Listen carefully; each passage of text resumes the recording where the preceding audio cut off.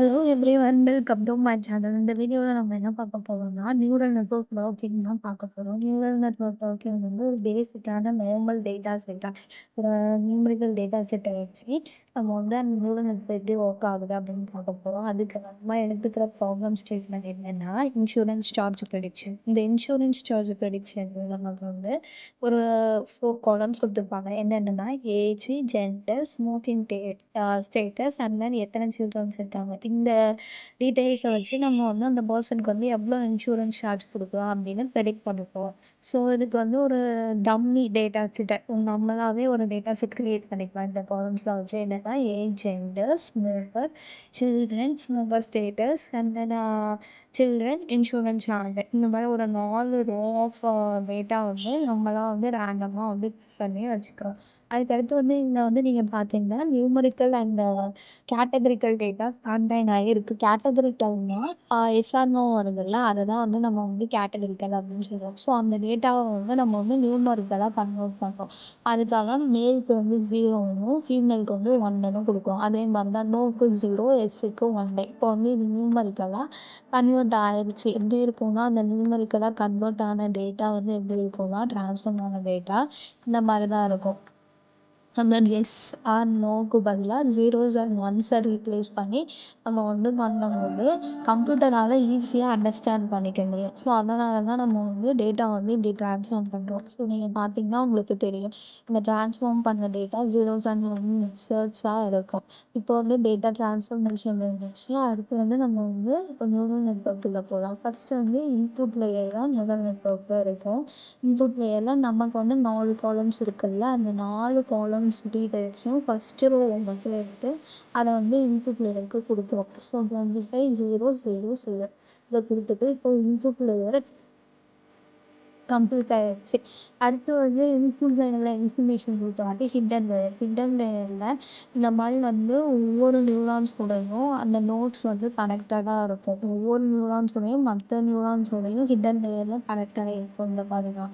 So hidden layer இந்த மாதிரி connected ஆன உடனே அடுத்து வந்து என்ன ஆகும்னா ஹிடன் லேயருக்கு அடுத்து வெயிட்ஸ் அந்த நோட்ஸு கிட்ட வந்து அந்த ஆரோமார்க்ஸ் இருக்குல்ல, அந்த ஆரோமார்க்ஸ் கிட்ட இந்த மாதிரி வெயிட்ஸ் வந்து ஆட்டோமேட்டிக்காக ஜென்ரேட் ஆகும். ரேண்டமாக ஜென்ரேட் ஆகும். எந்த ஒரு இதுக்குன்னு ஒரு டூல்ஸ் இல்லை, ரேண்டமாக மட்டும்தான் இந்த வெயிட்ஸ் எல்லாம் ஜென்ரேட் ஆகும். இந்த மாதிரி ஒவ்வொரு ஏரோவுக்கும் ஒரு வெயிட்ஸ் அப்படின்னு வந்து ரேண்டமாக ஜென்ரேட் ஆன மாதிரி அடுத்த கேல்குலேஷனுக்குள்ள ஹிடன் லேயருக்குள்ள கேல்குலேஷன் ஒரு கேல்குலேஷன் இருக்கும். அந்த கேல்குலேஷன் என்னதுன்னா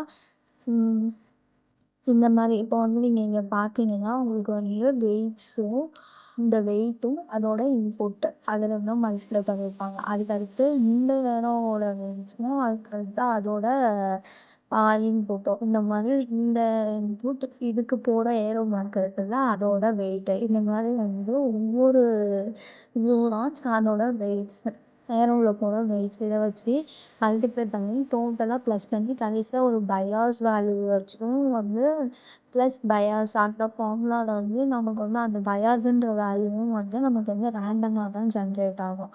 ஸோ பயாஸும் ரேண்டமாக ஜென்ரேட் ஆகும். ப்ளஸ் அண்ட் மைனஸ் என்ன வேல்யூஸில் வேணாலும் இருக்கலாம். ஸோ கடைசியாக அதை கூட ப்ளஸ்ஸோ இல்லை மைனஸோ பண்ணிக்கலாம். அது முடிஞ்ச வாட்டி இப்போ வந்து நம்ம வந்து சம்மேஷன் அதாவது வெயிட்டட் சம் கால்குலேட் பண்ணியாச்சு. வெயிட்டட் சம் கட்டு இந்த ஃபைனல் வேல்யூ 0 இருக்குல்ல, அதை வந்து ஆக்டிவேஷன் ஃபங்க்ஷனில் அப்ளை பண்ணுறோம். ஆக்டிவேஷன் ஃபங்க்ஷனை வச்சு ஆக்டிவேஷன் ஃபங்க்ஷனில் ஹிடன் லேயரில் ரெல்யூ கான்செப்ட் தான் நம்ம யூஸ் பண்ணுவோம். ஸோ ரெல்யூ கான்செப்டில் ரெல்யூவோட ஃபார்முலா வந்து மேக்ஸிமம் ஆஃப் 0, எக்ஸ் ஆகலாம். எக்ஸோட வேல்யூ வந்து நம்ம இந்த வெயிட்டை சம்மேஷன் பண்ணி வச்சுருக்கோம்ல, இதுதான் எக்ஸோட வேல்யூ. ஸோ அந்த 3.0 இதில் மேக்ஸிமம் என்ன 3.0. ஸோ அது ஃபைனலைஸ் பண்ணி அதுக்கடுத்து இது வந்து 0, -3.0 அப்போ வந்து இதில் மேக்ஸிமம் 0. ஸோ பேஸ் பண்ணி ஒவ்வொரு லெவலுக்கும் இந்த மாதிரி ஃபார்முலா வச்சு ஆக்டிவேஷன் வேல்யூ ஃபங்க்ஷன் வேல்யூஸ் வந்து கால்குலேட் பண்ணி இப்போ ஆக்டிவேஷன் ஃபங்க்ஷனும் கால்குலேட் பண்ணியாச்சு. அடுத்து வந்து அவுட்புட் லேயருக்கு நம்ம அவுட்புட் லேயர்லேயே இந்த மாதிரி ஒவ்வொரு லேயருக்கும் ஏரோ வந்துட்டு நம்மளோட இதில் வந்து இன்சூரன்ஸ் சார்ஜ் மட்டும் ஒரே ஒரு அவுட்புட் தான் ப்ரிடிக்ட் பண்ணிட்டு ஸோ ஒரே ஒரு அவுட்புட் லேயர் தான் இருக்குது. இந்த இதில் வந்து 4 லேயர்ஸ்லேருந்து ஒரு நியூரான்ஸ் கூட 4 நியூரான்ஸ்லேருந்து ஒரு நியூரான்ஸ் கூட கனெக்ட் ஆக போகுது. இப்போ வந்து என்ன ஆகும்னா இந்த ஒவ்வொரு வெயிட்ஸும் அதுக்கு இங்கே அதோட ஆக்டிவேஷன் ஃபங்க்ஷன் ஃபைனலைஸ் பண்ணோம்ல அந்த வேல்யூஸும் வந்து நம்ம முதல்ல வெயிட்டில் எப்படி மல்டிப்ளை பண்ணி கடைசியாக ஒரு பயாஸ் கூட வந்து ப்ளஸ் பண்ணுவோம். அதே மாதிரி தான் இங்கேயும் நடக்கும்.